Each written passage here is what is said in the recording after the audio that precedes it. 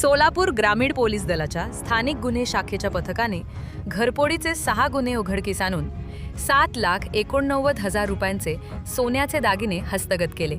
यातील अट्टल चोरटा तसेच सोने खरेदी करणारा सोनार यांना अटक करण्यात आली। स्थानिक गुन्हे शाखेचे व पोलीस निरीक्षक संजय जगताप यांच्या मार्गदर्शनाखाली सहाय्यक पोलीस निरीक्षक भीमगोंडा पाटील आणि त्यांचे पथक माळशिरस येथील घरफोडीचा तपास करीत होते। यामध्ये संशयित आरोपी दीपक पवार याने साथीदार भोलेनाथ उर्फ शन्या चंद्रकांत भोसले राहणार चाकोरे माळशिरस व भैया शकील शेख राहणार वेळापूर माळशिरस या दोघांच्या मदतीने केल्याचे निष्पन्न झाले।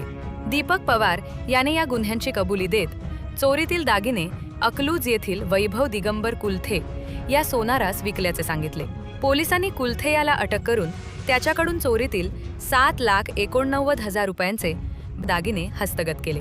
सदरची कामगिरी पोलीस अधीक्षक अतुल कुलकर्णी, अपर पोलीस अधीक्षक प्रीतम यावलकर, वरिष्ठ पोलीस निरीक्षक संजय जगताप यांच्या मार्गदर्शनाखाली यांनी पार पाडली।